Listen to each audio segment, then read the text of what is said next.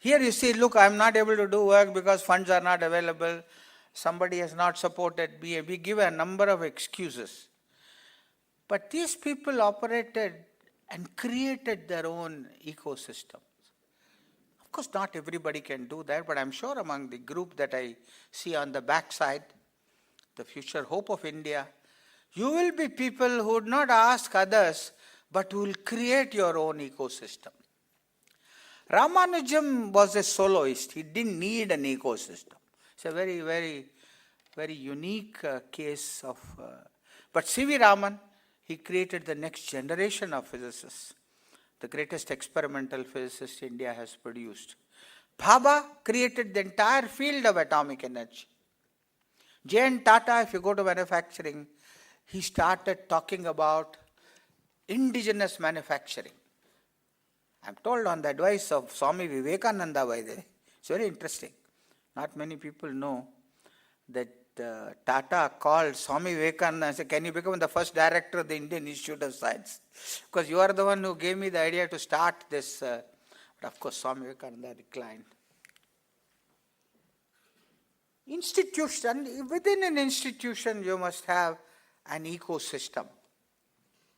Many academic systems, institutions in India have a high brand equity, the IITs, some of the NITs, some of the triple ITs, some universities, including Bombay University. And that brand equity is strengthened by the Center for Excellence in Basic Sciences, and for which Professor S.M. Chitre has contributed so much. This is a system created within the university system for which support is coming from BRC and TIFR. A good number of faculty, you come from that, and hopefully, I hope it is happening, that some of the projects are done in TIFR and the Bhabha Atomic Research Center. Many such examples. Göttingen is a very interesting example. Göttingen University, during those romantic period of physics, the first half of the 20th century in particular, that one university had 45 Nobel laureates. Many names that you will recognize, people like, say, Gauss, Riemann, and later Hilbert, Klein, Born, Sommerfeld. Sommerfeld didn't get a Nobel Prize, many of his students got a Nobel Prize. Like Chandrasekhar, his entire class got the Nobel Prize, as you have discussed. Only man whose whole class got the Nobel Prize. Because of course there are only 2 students in the class. Lee and Yang, and he came all the way from Yerkes Observatory to Chicago University to teach these 2 students. And Professor Chitre was telling me as we were driving around here that Enrico Fermi attended his class, audited the lectures. But he also got a Nobel Prize. This is a strange class. Students got the Nobel Prize. The teacher got the Nobel Prize, though a little later. Fermi got the Nobel Prize. Can't beat that combination. See, the way we are doing science has also changed. You look at Raman effect. One man, one scientist, of course, as I said, the greatest experimental physicist India has produced, and a few students. They discovered the Raman effect. But to look for the Higgs boson, you have to build a $4 billion facility. $4 billion facility. To which we have contributed. This agreement was signed when I was chairman AEC. $40 million worth of equipment. 1,000 superconducting 6-pole magnets, then decapole magnets, some advanced grid software. Because my colleagues Bhavalkar and Kapoor told me, anything those people can build, we can build at half the price. And it was built by Indian industry, precision engineered by Indian industry, under the supervision of the Rajaramana Center for Advanced Technology in Indore. And they didn't put it there because they love the Indians. They put it there because it is the best available to them. After all, they won't compromise a multi-billion-dollar facility just to accommodate some Indian equipment. And we are also part of 2 detectors, CMS and ALICE. Indian teams are working there, led by TFR and one side here, CMS, and on ALICE by Saha Institute and WEC in Calcutta. So the way we do science has changed. But then the distinction between big science, of course we must continue. This must continue. That is small groups of people working together, but having access to advanced research facilities. But also you must have access to very big facilities which are built only by people who do big science. Say mega science facilities, synchrotron radiation sources, particle accelerators, research reactors, telescopes of all kinds, optical, radio, gamma ray telescopes, GMRT, that is near Pune, neutrino observatory, and so on. And India today, is looking for international collaboration. This is again part of the ecosystem. India must learn, and we are learning, to leverage international cooperation to strengthen our own initiatives. Initiatives must be ours, but international cooperation must strengthen that. And that is how we are part of things like ITER. That's why we say today's India, particularly tomorrow's India, wants international collaboration on an equal partner basis. Those donor-recipient relationships are all over now, as far as India is concerned. Part of ITER, which is a magnetic confinement fusion system. And you see, ISRO is a great organization, Indian Space Research Organization. And of course, they have got a very proven launch system of the Polar Satellite Vehicle, PSLV. And look at how many satellites they have launched for other countries. 35 satellites from 19 countries have been launched by ISRO from their PSLV. Of course, they can launch several satellites from one launch vehicle. Algeria, Argentina, and so on. They have also from the French Space Agency. Of course, they also launch from the French launch site in Africa, some other bigger GSLV, when you want to put satellites in a geostationary orbit. But soon they may also do that from Sriharikota. See, I was a member, as was mentioned in the introduction, of a commission appointed by the Director General, International Atomic Energy Agency in 2008, to say what is the role of this agency, International Atomic Energy Agency 2020 and beyond. And what we said there was that 2 of the greatest challenges in the 21st century will be energy security and climate change. Energy security and climate change. And to counter this, nuclear has to play a very important role. For those countries which want to have it. By the way, very interestingly, the first country which is starting a nuclear power program after 27 years, after China, first country. Most of the nuclear reactors have been built in countries, a large number of them, who already have their own reactors. United Arab Emirates, which is floating on oil. Koreans are building 4 reactors there, 1,400 megawatt each. And the reason they say is we don't want to be a single product economy. 50 years or whatever, if oil runs out, what will happen to us? And this construction is going on. Bangladesh has signed the same kind of reactors, signed for the same kind of reactors that we are building in Kudankulam. And so many other countries. Fukushima accident was a setback. Fukushima accident. And as you know, what happened there was an earthquake, the reactor shut down. But you have to still remove the radioactive heat. And because the tsunami came, the secondary shutdown systems got incapacitated. So what all countries, including India, have done is to look at, there are half a dozen review teams which have looked at all the, I'm sure Dr. Kakotkar might have talked more about, he's a real man who works in this field, that made sure that about the integrity of the post-shutdown cooling system, not necessarily raise the height of the diesel gens. In case of India, it so happens everything was already in good shape. See, this man, the Director General of IAEA, was in India earlier this month. And this is what he said.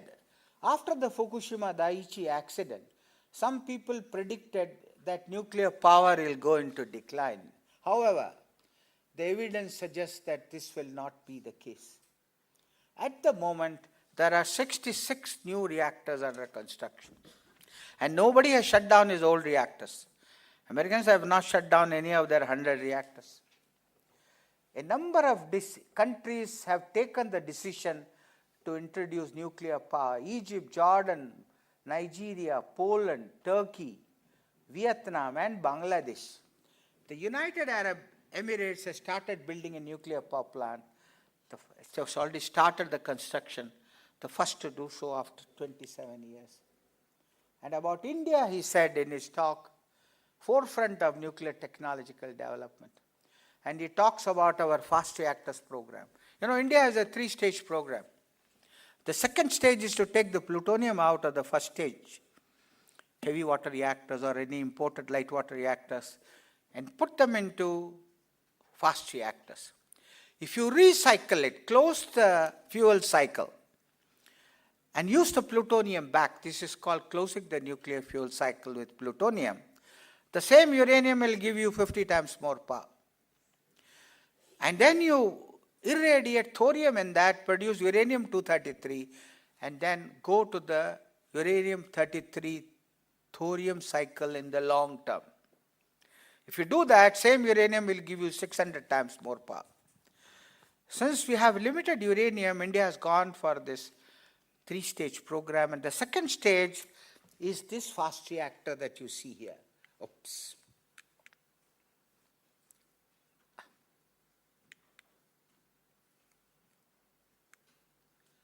See this one, fast reactors.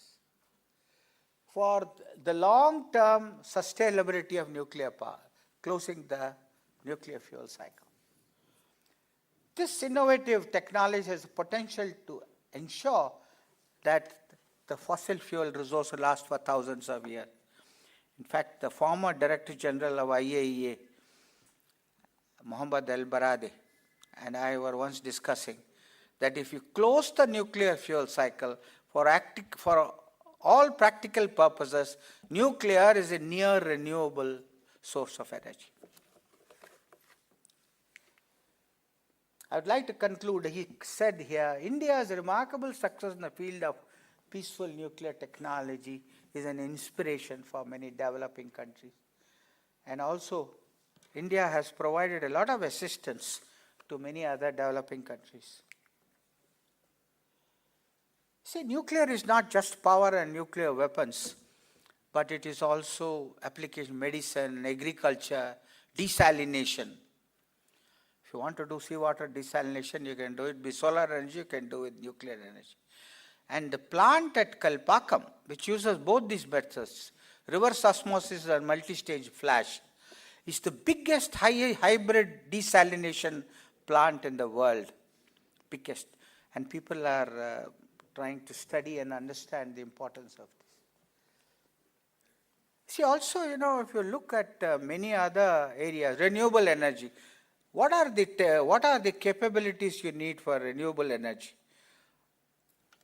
Solar, wind and all that.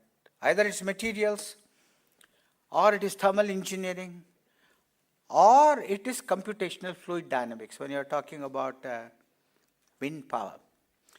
And some of the best people, capable people in these fields of the world are nuclear guys. So in fact, in that commission report, we recognized it. But also, if you want to go to advanced ultra supercritical thermal plant, This is being promoted by my office. And we have an MOU between IGCAR, Indira Gandhi Center for Atomic Research. People are working in fast reactors. They are some of the best materials experts in the world. Bharat Heavy Electricals and National Thermal Power Corporation to build what is called an advanced supercritical thermal plant. See, the thing is, basically, if you want more power, the temperature of the steam must go higher. You know the Carnot cycle or whatever cycle. And we want here steam at 700. And at 700, you must look at the importance of materials, the creep properties, fatigue properties, and all that. And for that, the most capable people are the people from Kalpakkam. So they designed these materials. This has been made by Midhani, the material. It has been drawn into boiler. This is for boilers. This project is funded by my office, by the nuclear fuel complex. Now we are going to make a test loop boiler with the Bharat Heavy Electricals to see how this thing works. Or on the other end, what we should do is isotope hydrology. You know, if you go, we have a program from our office called RUTAG, Rural Technology Action Group. And here, the people in Uttarakhand had a problem that you create a khal or a pond for rainwater harvesting so that it goes and recharges the aquifers. That water seeps through broken rock and reaches the aquifers, from which they put tap and take out the water. But when they build the khal or the pond at the top of the hill, they are not sure whether the water will go to useful places or will it go away to useless places. So we got the scientists from BAC, isotope hydrology people, to take samples at various heights to establish the water connectivity. And they said, you put your subsurface dikes at this point, water will flow the way that you want. And sure enough, when they did that, the average recharge of the aquifers in this Gauchar area went up by 3 times. I went to the Gauchar area 2-3 years back, and one rural woman was telling me, till last year I was walking 2 kilometers to fetch water. Now the poor thing was growing vegetables in her small garden at outside her. And this is so good, this method, that Uttarakhand government is multiplying it at 6 or 7 places. So is Himachal and all that. So many of this problem with rural development is not a matter so much of knowledge creation or development, but delivery of existing knowledge. That's why from our office, we started this RUTAG, Rural Technology Action Group. It's essentially for rural technology. It's a synergizing and catalyzing mechanism, and to provide a higher level of S&T intervention. It occupies a particular niche. We are not the best people for grassroots intervention and for rural technology delivery. It's what I call an open innovation strategy, open platform innovation strategy. Because what holds for hilly areas doesn't hold for plains, and what holds for plains doesn't hold for coastal areas. So each one of them you have to develop in a different way. See, finally it boils down to what I said, research, development, delivery. Research, development, delivery. Article from MIT Tech Review, which said that academic institutions are very good in research, capital R. They are poor in development, small d, and zero in delivery, by and large. He's talking about the United States. Companies are very good in delivery, capital D. Poor in development, small d.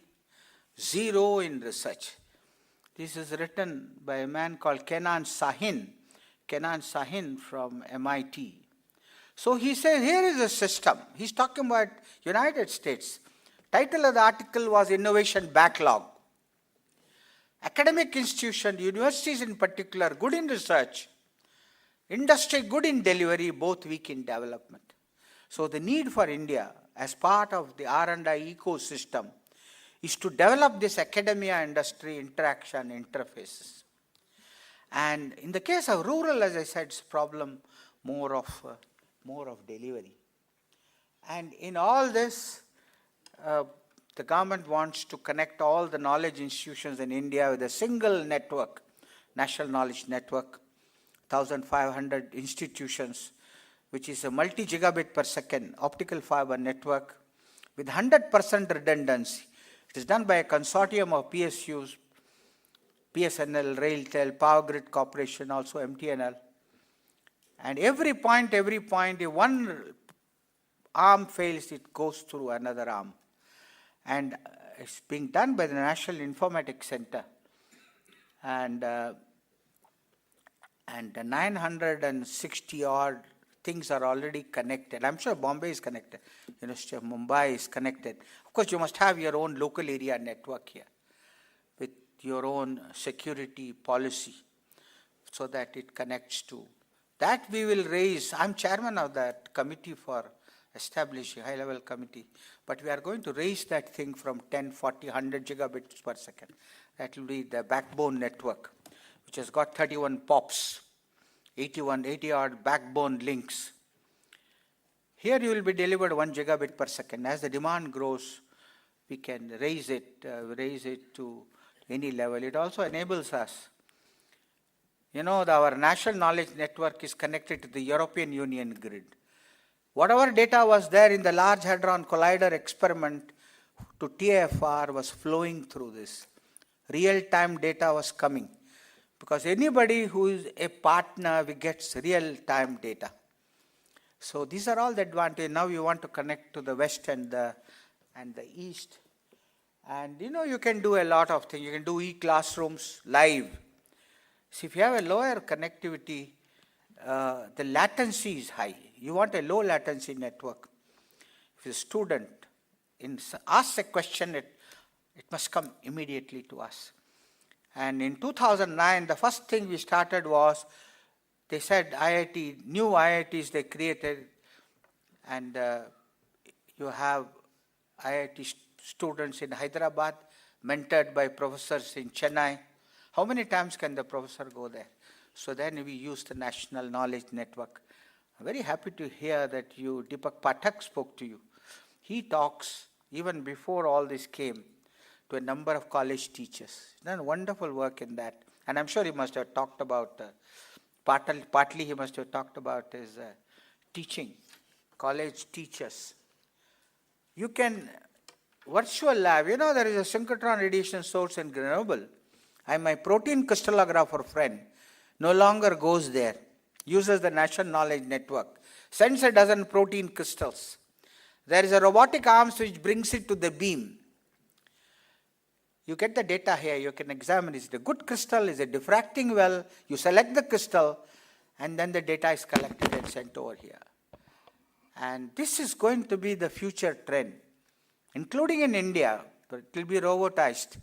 Facilities, you can control experiments from a distance, and you can create specialized grids, grid for climate change, grid for brain research, grid for cancer research, or for anything else that you think is important. It's entirely up to the user. National Knowledge Network provides you only the connectivity. But we have taken up a number of model projects because the power of this network is so strong that in order for people to understand, to appreciate, we have taken up a certain number of model projects. See, let me come, I'm almost at the end of my talk. See, very often we complain, why is the Indian industry not interacting as well with the Indian academic system as, let us say, in the United States? There is a logic behind it. Take a developed country, the knowledge in the academic system is in thermodynamic equilibrium with the knowledge which has been transferred to industry. Always academics are a little on the higher side. That is why the industry system is waiting for new knowledge to come out of the academic system. I and Professor Chitre want to be in thermodynamic equilibrium with academics, and Sanjay Deshmukhji also, with the academic system in the United States. Otherwise, how do you publish in international journals of high impact factors? You want to be nearly there. But Indian industry was a couple of notches lower. And if that happens, there is an automatic disconnect between the academic system and the industry system. But India is changing rapidly now. India is growing, going up. Nuclear and space, we are already there. Automotive, that's where we started one of our core advisory groups for pre-competitive applied research. As area after area, technology after technology, we rise up, two things are going to happen. They will stop giving you technology. Who will give you technology to compete with them? And as a consequence, the interaction between the industry and the academic system will go up. And the university system must prepare itself for that. Suddenly if they come and ask you, there is nobody to give. But anticipating that, this is where it requires foresight, as I said. You must recognize your strengths, which areas you want to be strongly interacting with the industry system, and wait for them to start coming, and maybe induce them to start coming. Take it from me, next 10 years, India is going to look very, very different from what. And now I come to my last slide. India should have the stomach to be the new introducer, first introducer of new technologies. First introducer of new technologies. You know, you take the Human Development Index, which the United Nations defines on the basis of per capita GDP, life expectancy at birth, and adult literacy. I have been saying you need only two parameters, per capita electricity consumption and female literacy. Whichever way you look at it, India is deep down, but India is rising. And unless our per capita electricity consumption goes up by something like 6 to 8 times, India cannot become a developed country. And we must become near 100% literate without gender discrimination. Having done all that, it has to be done through technology development. And technology development will lead land use. And land use will affect environment to some extent. It will affect biodiversity to some extent. And here is the challenge for us. How to preserve the environment to the maximum extent possible. How to conserve biodiversity to the maximum extent possible without hurting the imperatives of development. Where is that balance? Not an easy question to answer, but this is something. You can't do totally one, then you can wallow in poverty. If you do totally here, you destroy the environment. So we have to strike a balance as we go along. And then, if you are to become a knowledge-driven economy, not just hangers-on to whatever other guys have done, you must have the courage to be the first user of new technologies. You say you are a knowledge economy, you are going to develop new knowledge. How can it be bust if, otherwise you can't allow others to use it and then come back to you. And then we say we are, and if there is, of course you must convince yourself about safety, whichever the technology is. And we have ample people, enormous capability to give you assurance of safety. If you are going to do only look for what is called proven technology, I always say proven technology, unless subject to continuous evolutionary improvements, is by definition obsolete technology. The more you prove it, the more obsolete it becomes. If that is what we want to be satisfied with, we cannot become a knowledge economy. And for doing all this, you need a research and innovation ecosystem with all the components that I mentioned. So thank you very much for giving me the opportunity to talk.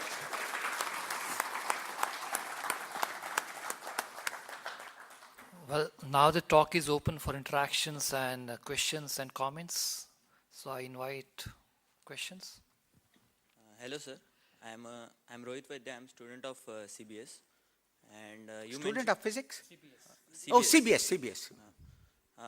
You mentioned about many countries that have adopted nuclear program, peaceful nuclear program, even after Fukushima disaster. But there is the example of Germany, which has decided to shut its nuclear reactors by 2022, and Chancellor Angela Merkel has given the reason that they want to become one of the first industrialized countries to harness 100% energy from renewable sources. So, what do you think? What are your views on that? And shouldn't India follow the same principle for maybe later after 2050 or something? See, if you look at the national statements made by various countries in the General Conference of the International Atomic Energy Agency, 2011, after there were knee-jerk reactions, now they have climbed back. All countries except Denmark and Germany, all countries except Denmark and Germany, had become pro-nuclear. Now, Germany was anti-nuclear even before Fukushima. Fukushima has nothing to do, because they have, has a lot of coal in Ruhr. Germany has a lot of coal in Ruhr, and they also went ballistic on renewable energy, solar energy. In fact, they bought off the entire polysilicon from the global market. But the consequence has been their electricity bills have gone up by 50% for the average man, because renewable energy has to be subsidized. Renewable energy now, of course, the cost is coming down. It's very important. There's no question the importance of renewable energy, because it is not available 24/7 also. It's an intermittent source of energy. And beyond a point, you can't introduce an intermittent source into the grid. Either you have to store it or you have to hybridize it with some other source of energy. And it requires, as I said, though the prices are coming down of solar cells, at the moment, new materials are also being looked at, maybe new physics, that as a result, the Germans have slowed down on renewable energy. Now, if the Annex I countries, as they are called, the people who have put too much carbon dioxide into the environment over the last 10, 5, 6 decades, and which is what is called, carbon dioxide goes and settles upstairs, traps the infrared, creates global warming. And if you want to limit that global warming, you have to go for technologies which don't emit carbon dioxide. Renewables is one, nuclear is another. The advanced supercritical thermal plant which I talked to you about is relatively cleaner technology. For the same power that you produce, you minimize the carbon dioxide that you emit. So they have obligations to reduce it. So they said we'll do it through renewables. So renewables has caused a problem. So, but the thing is, it's what I used to tell my German friends. You see, already have such a high level of per capita electricity consumption. All the developed countries. For you, nuclear is like icing on the cake. You stop it, nothing happens. Cake is still good. For me, it's dal roti. For me, it's bread and butter. How am I going to increase my per capita electricity consumption by 6 to 8 times without nuclear? That is the question one has to answer. And without that, poverty cannot be removed from the country.